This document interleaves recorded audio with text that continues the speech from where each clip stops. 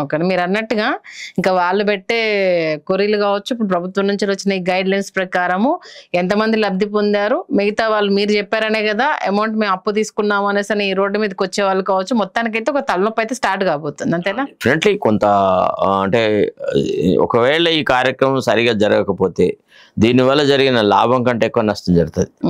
అది ఓకే. ఇక రైతు భరోసా దగ్గరికి వస్తే ఇప్పుడు చాలా మంది రైతుల్లో సర్లే ఆయన ఏం చేశాడో ఏమో తెలీదు, టైంకి మాకైతే పొలం పనులు స్టార్ట్ కావాలంటే పెట్టుబడి సాయం అయితే చేసిండు, ఈయనను ఏదో చేస్తాడు మాకు డబుల్ ఇస్తాడు అనేసి అని అనుకుంటే దాని ఊసు లేదు ఆశ లేదు, అసలు ఏంది మా పరిస్థితి అని ఒక ప్రశ్నార్థకంగా ఉన్న రైతు కుటుంబాలకు సంబంధించి తెర మీదకి రావడం జరుగుతుంది. కరెక్ట్. ఏంటిది అసలు? అంటే యాక్చువల్లీ ఇప్పుడు మీ ప్రాంతాల్లో అంటారో లేదో నాకు తెలియదు, కానీ మా ప్రాంతాల్లో అయితే బాహాటంగానే రైతులు మాట్లాడుతూ ఉంటారు. వాళ్ళు మాట్లాడుతున్నారు కాబట్టి మాట్లాడే కాదమ్మా, వాళ్ళు ఎట్లాంటి కంపారిజన్ చేస్తారంటే మనం ఆశ్చర్యపోతాం.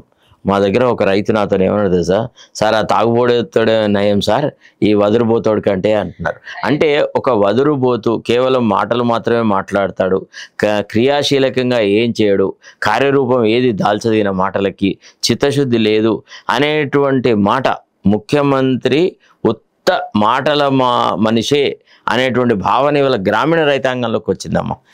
అతి అనతి కాలం నేను ఎన్నో ప్రభుత్వాలను చూస్తున్నాను.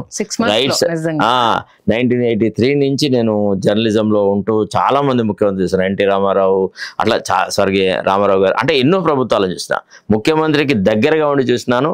ముఖ్యమంత్రి బీటే నాకు ఉండేది నేను చూసిన సందర్భాలలో. కానీ ఏ ముఖ్యమంత్రి కూడా గింత డొల్లగా లేడమ్మా. అసలు చాలా దారుణం. ఇంత తొందరలో ఇంత అసంతృప్తి మూటగట్టుకున్నాడు. తర్వాత ఈ రాజకీయంగా ఈ మ్యానిపులేషన్స్ ఉన్నాయి చూసినా ప్రజలు హర్షించరు. మన సమాజంలో ఎప్పుడు కూడా కష్టపడి పైకి వచ్చేవాడు ఎంత ఎదుగుతాడని కాదు, వాడు ఏమాత్రం ఎదిగినా వాడిని చూసి ఆనందపడతారు. కానీ మ్యానిపులేషన్స్తో నువ్వు పోయి స్వర్గంలో కూర్చున్నా కానీ దాన్ని ఎవడు పట్టించుకోడు. ఇదంతా మ్యానిపులేషన్ అంటారు. అదే ఆ ముఖ్యమంత్రికి విశ్వాసం అయితే లేదు. అసలు తెలంగాణలో కూడా ఇప్పటికి కూడా రేవంత్ రెడ్డి ప్రభుత్వాన్ని, ఇది తెలంగాణ ప్రభుత్వాన్ని రైతులు అబ్జర్వ్ చేయట్లేదు, వాళ్ళు గమనించట్లేదు, వాళ్ళు గుర్తించట్లేదు. వాళ్ళ దృష్టిలో కూడా ఈయన అసలు తెలంగాణ కాంక్షించిన వ్యక్తి కాదు, తెలంగాణ కావాలని కొట్లాడిన వ్యక్తి కాదు, జై తెలంగాణ అన్నోడు కాదు. కాగా సీమాంధ్రుల పక్షాన ఉన్నవాడు, ఆంధ్ర వాళ్ళ పంచన ఉన్నాడు. మొత్తం ఉద్యమం జరుగుతుంటే రేవంత్ రెడ్డి ఎక్కడున్నాడమ్మా? చంద్రబాబు నాయుడు సీటు వెనుక దాక్కున్నాడు, అంతే కదా. ఆయనని ఎట్లా రైతులు దగ్గర తీస్తారు? పోనీ మరి నిజంగా చెప్పిన మాటలు ఏదైనా చేసి ఉంటే సరే గతం మర్చిపోయి సరే కళింగ యుద్ధం తర్వాత అశోకుడు మారినట్టుగా మారినాడు, మారేవంత్ అన్న అని అనాలా అని అనుకుంటే ఆ రకమైన ప్రవర్తన అయితే ఉండాలి కదా. చెప్పే మాటలకి చేసే చర్యలకి మధ్య ఏమైనా పొంతనుందా? ఇప్పుడు ఒక చిన్న విషయం చెప్తానమ్మా. అంటే ముఖ్యమంత్రి అంటే ఎట్లుండాలి అని అంటే దానికి కొన్ని ఆదర్శాలు ఉంటాయి. ఒక తండ్రి లాంటి పాత్ర పోషించాలి. ఇవాళ నిరుద్యోగ విద్యార్థులు, యువకులు రోడ్ల మీద పడి నానా యాతనలు పడి ఎన్ని రకాల ఆందోళన చేస్తున్నారమ్మా. ఈవెన్ ఆయన చేసిన కామెంట్స్ కూడా అంటే గతంలో అంటే ఒక ముగ్గురు ఎవరు దీక్షలు చేస్తున్నారు, వాళ్ళ ప్రొఫైల్ తెప్పించండి అని చూస్తే అసలు వీళ్ళకి ఆ ఉద్యోగులతో ఎలాంటి సంబంధం లేదు. సవట మాట అంటే ఆయన ప్రొఫైల్ ఏది తెప్పించలే, ఒట్టి గాలివాటం మాట మాట్లాడాడు. నాకేదో ఆయన మన పార్టీలో ఈయనకు తెలియదా? ఈయననే వెంటబడి జడ్సన్ పార్టీలోంచి బయటికి బహిష్కరించినాడు. అది ఆయన చేసిన పనే. తర్వాత ఆయననేమో మోతీలాల్నేమో ఆయన పరీక్షనే రాయలేదంటే వాడు హాల్ టికెట్లు అవన్నీ తీసుకొచ్చి చూపెట్టినాడు. అశోక్ కుమార్కి 100 కోట్ల ఆదాయం అంటే నేను అందుకే అన్నా 50 కోట్లు ఆయన ఓపెన్ గానే చెప్పాడు కదా, కోచింగ్ సెంటర్ కి నీకు అంత వస్తుంది. నాకు తెలుసు కదా, I know Ashok and I know how does he do the job అని.